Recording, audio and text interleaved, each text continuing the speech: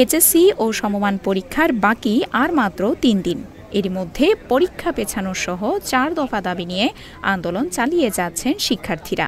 আন্দোলনকারী শিক্ষার্থীর কেউ কেউ বলছেন আন্দোলনটা যৌক্তিক, আবার কেউ বলছেন দাবি যৌক্তিক হলেও এখন আন্দোলন চালিয়ে যাওয়া অযৌক্তিক।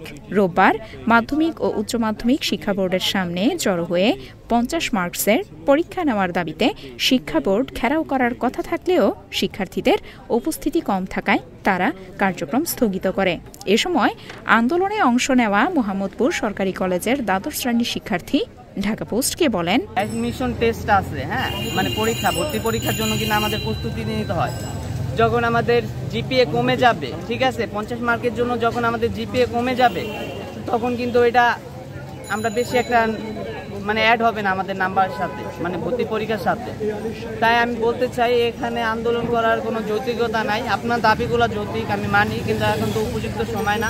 প্রায় আমাদের কলেজের যখন আমরা আন্দোলন করি তো আমরা ৭০ জন ছাত্র আসি, এই যে আমাদের টিএসসি যে হলে ওই জায়গায় আসি, আমরা আন্দোলন করি, জয়ী সভা ডাকি, আমাদের দাবি আমরা উত্থাপন করি।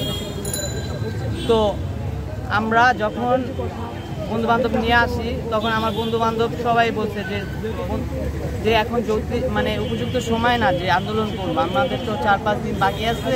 জানা গেছে আন্দোলনকারী শিক্ষার্থীরা আজ বিকেলে মাধ্যমিক ও উচ্চ মাধ্যমিক অধিদপ্তরে ৫০ মার্কসে পরীক্ষা নেওয়ার পক্ষে এমন প্রায় ৫০,০০০ শিক্ষার্থীদের সই করা একটি স্মারক জমা দিবেন। তারপর চূড়ান্তভাবে তাদের সিদ্ধান্ত জানাবেন।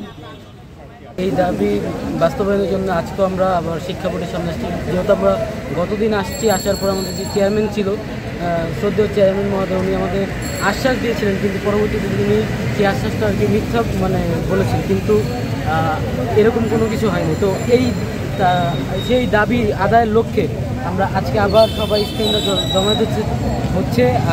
অনেক স্টুডেন্ট আসতেছে যারা মানে বিভিন্ন কলেজে আছে, যারা আজকে আবার আমাদের অ্যাডমিট কার্ড দেওয়ার কথা, তো অ্যাডমিট নেওয়ার পরে আবার স্টুডেন্ট আসবে। তো আমাদের মূলত হচ্ছে দাবি একটাই, আমাদের যে পূর্ণ পঞ্চায়েত সেটাই করতে হবে।